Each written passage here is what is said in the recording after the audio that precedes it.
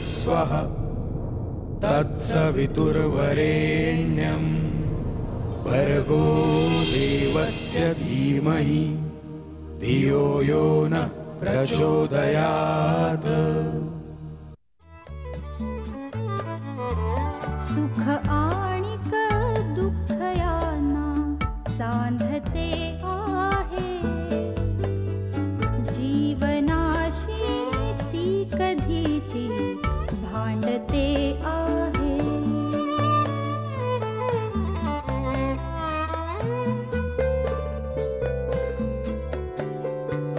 दोन डोळ्यांनी मुक्याने बोलताना ती वेगळे काहीतरी बघ सांगते आहे।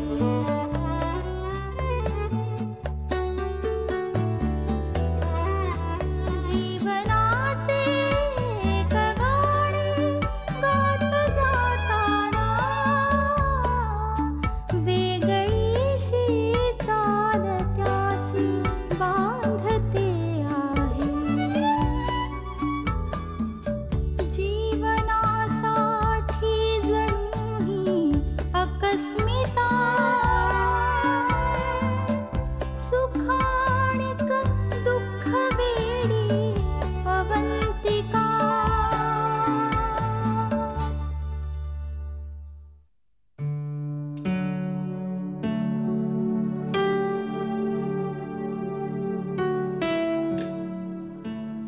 कधी निघताय तुम्ही कोल्हापूरला? नेक्स्ट वीक, पुढल्या आठवड्यात। आशू, कोल्हापूरहून इकडे येशील ना परत? म्हणजे अधूनमधून काहीतरी कारण काढून, नाही तर मला तुला कनूला भेटताच येणार नाही ग। येईन, नक्की येईन। बाय द वे, तुला लेटेस्ट डेव्हलपमेंट माहितीये की नाही? मम्मा सौरभदांसाठी मुलगी बघताय। गुड. मला दाखवला फोटो, चांगली आहे मुलगी, डिवोर्सी आहे। सौरभदांना यातलं काहीच माहिती नाहीये, पण मम्मा नक्की प्रेशराईज करणार त्यांना। काय चाललंय काय कळत नाहीये ग।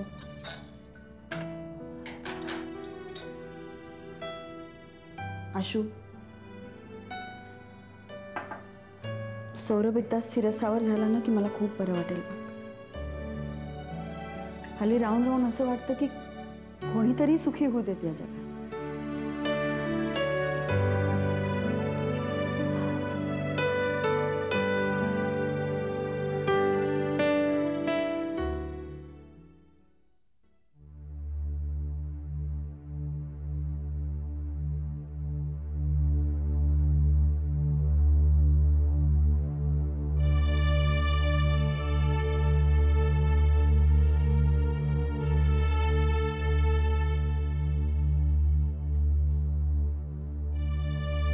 काय ग?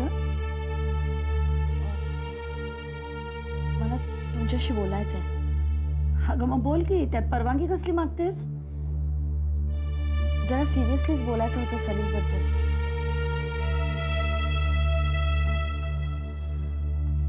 हल्ली तो कोणा अनुष्का नावाच्या मुलीबरोबर सतत बाहेर जातो।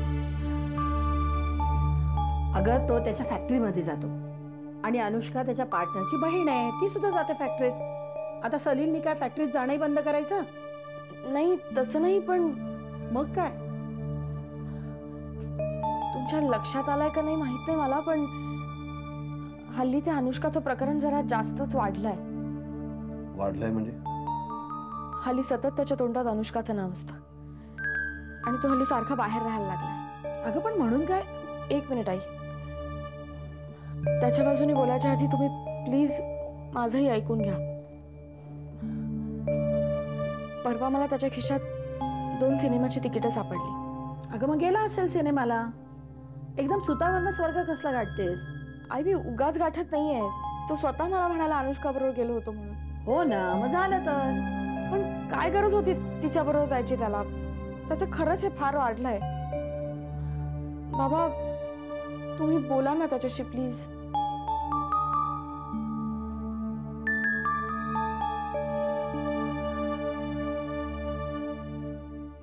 मला माहितीये तुमच्या मनात काय विचार चाललेत. याआधी माझंही खूप चुकलंय. आधी मला माझं वागणं सुधारायला हवं होतं, पण आता मला माझी चूक कळलीये. मी खूप मनापासून सुधारण्याचा प्रयत्न करते स्वतःला. सलीलनी माझ्याबद्दल खूप गैरसमज करून घेतले होते, पण आता पुन्हा परिस्थिती चिघळायला नको. हे बघ रीमा, काही गोष्टी नवरा बायकोंनी स्वतः सुधारायच्या असतात. किती झालं तरी आमच्या बोलण्याला शेवटी मर्यादा पडतात. तुला आठवत असेल तर तेव्हा तुला माझ्या बोलण्याचा राग आला होता ना? हो, तेव्हापासूनच मला वाटतं आम्ही काही न बोललेलं बरं. हा तुमचा अतिशय खाजगी प्रश्न आहे.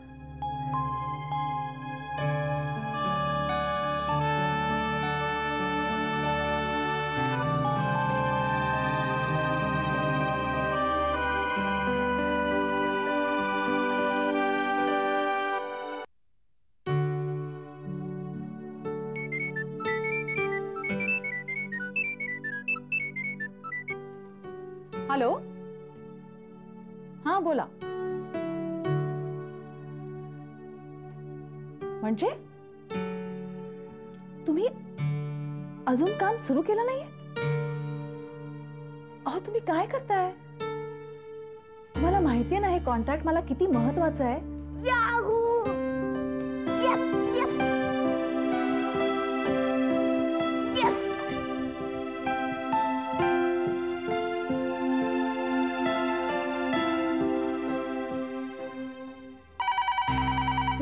Just a minute. Hello hello mumma, तुला माहितीये स्कूल मध्ये काय झालं? बच्चू मी जरा कामाचं बोलतीये. मी तुझ्याशी नंतर बोलू का? एक मिनिट थांब. हा जस्ट वन सेक. अहो तुम्हाला माहितीये ना हा कॉन्ट्रॅक्ट आपल्यासाठी किती इम्पॉर्टंट आहे. हा ह्याच्यात माझ्या एकटीचा फायदा नाहीये, तुमचा सुद्धा खूप मोठा फायदा आहे या सगळ्यात. Why don't you understand all this? Hello mumma. Why are you giving me excuses? I cannot tolerate this. Mamma मी तुझ्याशी बोलते. मी एकदा मम्मा. Just a minute. बच्चू मी इथे इम्पॉर्टंट कॉन्व्हर्सेशन मध्ये आहे. मी तुला नंतर फोन करू का? अगं काय झालं माहितीये का, आज चेसची कॉम्पिटिशन होती ना, तर त्याच्यात फायनल राऊंड मध्ये मी जिंकले. Yes, I am so happy. Congratulations Bachchu, very well done. पण आता मी तुझ्याशी नाही बोलू शकत. मी माझा फोन झाला ना की तुला नंतर कॉल करते. ओके, या बाय, सी यू. हॅलो, हे बघा तुम्ही लवकरात लवकर काम सुरू करा. And why are you worried about the money? मी तुम्हाला म्हटलं ना की 2 दिवसात सगळी सेटलमेंट होईल म्हणून.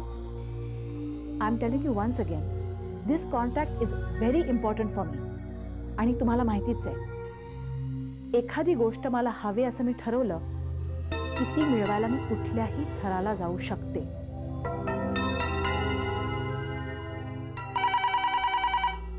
Excuse me. Hello hello mamma. बच्चू, व्हॉट इज दिस नॉनसेन्स? मी तुला सांगितलं ना मी एक इम्पॉर्टंट काम करतेय. I am busy in a conversation with somebody else. How dare you disturb me? अगं पण तू माझ्याकडे लक्ष का देत नाहीयेस? हे बघ, तुला मला जे काही सांगायचं ना ते नंतर. आत्ता मला डिस्टर्ब करायचं नाही. माझं काम संपलं की मी तुला फोन करेन. Is that understood? Don't call me back. I don't like it. And behave yourself. पण मम्मा. हॅलो,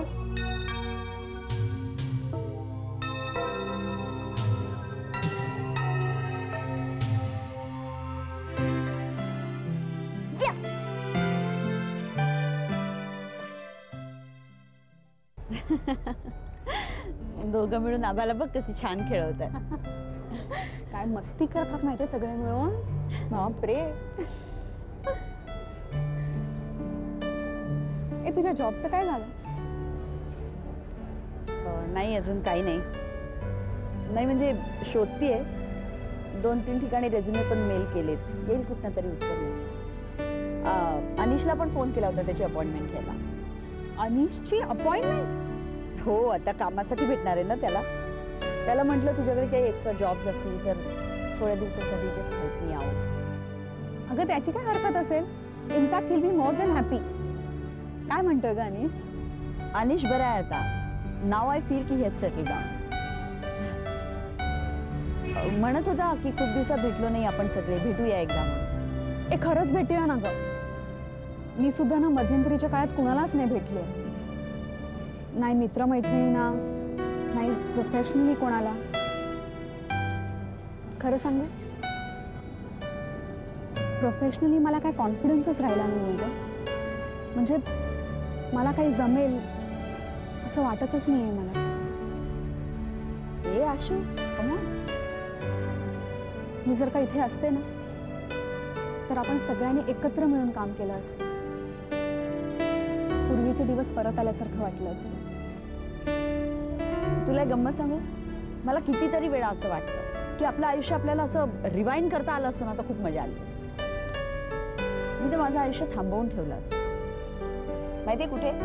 आपण सगळे कॉलेजात होतो ना तेव्हा. किती छान दिवस होते ते. रोज नवी स्वप्न बघायची. आपल्या आयुष्यामध्ये पुढे काय वाढून ठेवलंय याची पुसटशी सुद्धा कल्पना नव्हती. खरंच किती सुखात किती मजेत होते मी तेव्हा. असं फुलपाखरासारखं स्वच्छंदी होतं आयुष्य. खरंच असो मला जेन्युइनली वाटतं माझं आयुष्य तेव्हा पॉज करून ठेवायला पाहिजे.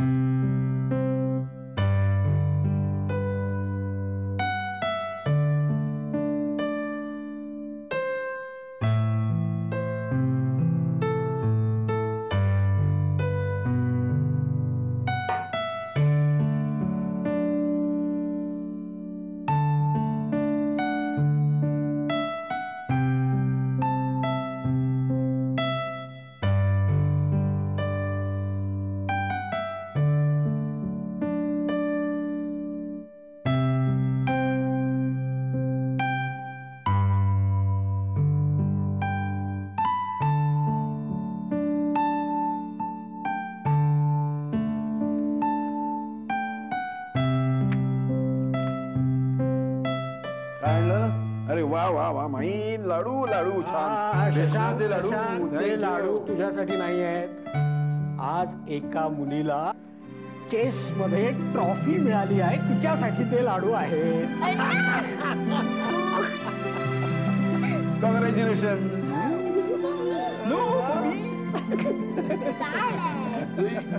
This is two from me and Poonam काकी. आणि जुई आता तुझ्या रूम मध्ये मी एक स्पेशल शेल्फ करून घेणार आहे तुझी मेडल्स आणि ट्रॉफीज ठेवायला. ते भरून जायला पाहिजे बरं का सगळं. चला तोंड गोड करा.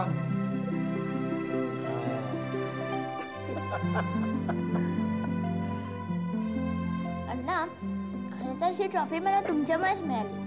माझ्यामुळे? आणि अण्णा आय एम सॉरी मी तुम्हाला त्या दिवशी काही बोलले. अगं ते सगळं विसरायचं आता.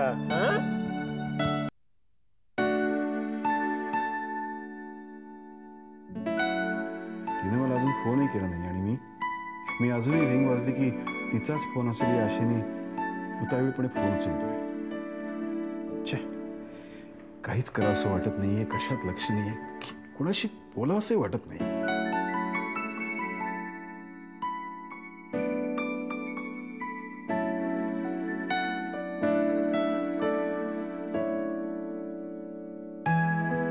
किती प्रयत्न केला तरी मनातून विचार काढून टाकता येत नाहीये. अवंतिका सारखं मला का नाही समजावता येते मनाला, का निग्रह करता येत नाहीये. ती आता हे तू लाव.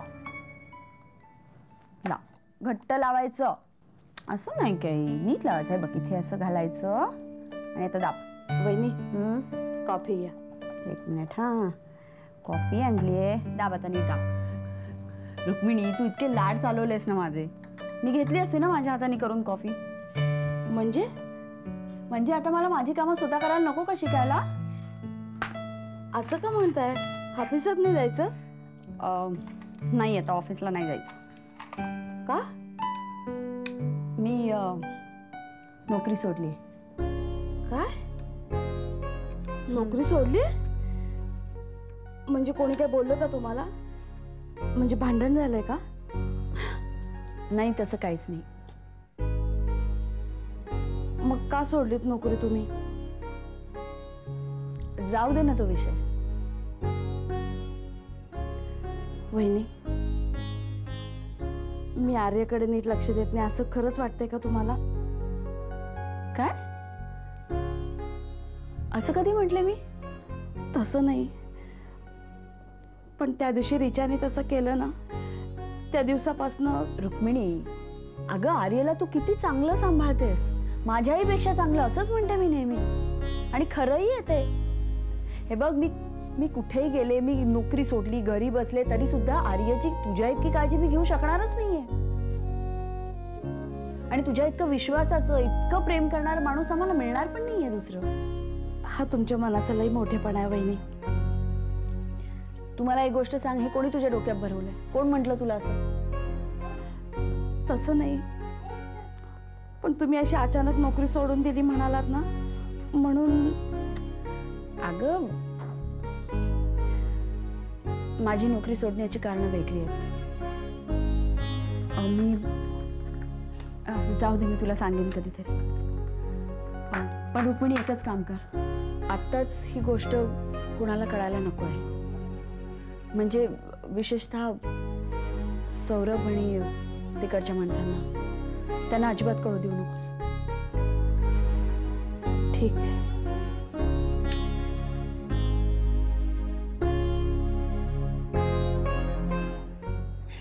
चला जुई बेटा, अरे अजून तयार नाही झाली? शाळेत नाही का जायचं?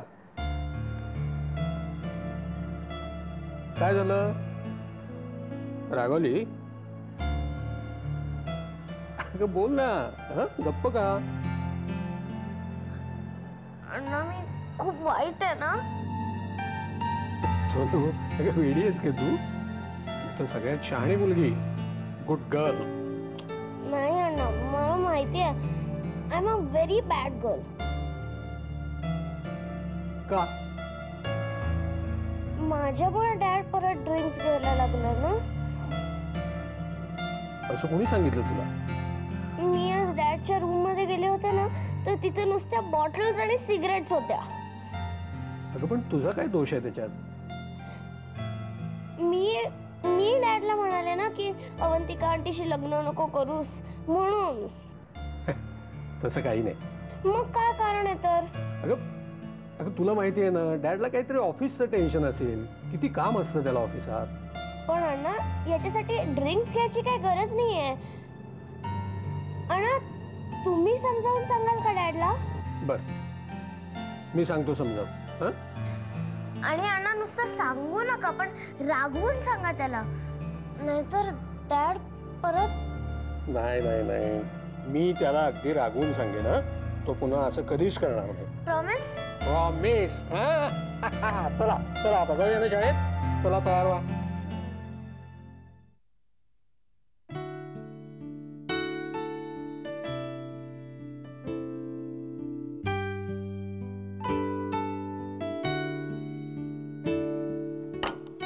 अगं, तू कशाला आणलास? मी आले असते ना आतमध्ये. दोनदा हाक मारली तुला, तुझं लक्षच नव्हतं. कसला विचार चाललाय तुझा एवढा? नाही, कसला नाही. अभि, एक विचारू तुला? पुढे काय ठरवलंयस तू? किती दिवस अशी एकटी राहणार आहेस? अगं, असं काही नियम आहे का की माणसाने एकटं राहूच नाही, कोणाची तरी सोबत असावीच? मी आहे अशी खुश आहे, मला काही प्रॉब्लेम नाहीये. आणि माझा आर्य आहे ना माझ्या बरोबर. अगं, तशी तर माणसाला सावलीची साथ असतेच की, पण तिच्या सोबतीने आयुष्य नाही काढतायत. आई, आता या सगळ्या गोष्टींपासून मी दूर राहायचं ठरवलंय. मी अमेरिकेतल्या एका कंपनीमध्ये ॲप्लिकेशन केलंय. तिथे मला जॉब मिळेल बहुतेक. अमेरिकेत? हं. अगं पण तिकडे कशासाठी? मी नाही बाई इतक्या लांब जाऊ देणार तुला. अगं पण त्यात माझी ग्रोथ असली तरी. तसं नाही ग, पण इतक्या दूर. मुद्दामून नाही. मला तिथे राहायचंच नाहीये. मला इथून कुठेतरी दूर निघून जायचं. इथल्या माणसांपासून, इथल्या आठवणींपासून दूर, खूप दूर. माझा जीव गुदमरतो आई इथे. मला नव्याने मोकळा श्वास घ्यायचा, नव्याने जीवन सुरू करायचंय. माझ्यासाठी, स्वतःसाठी.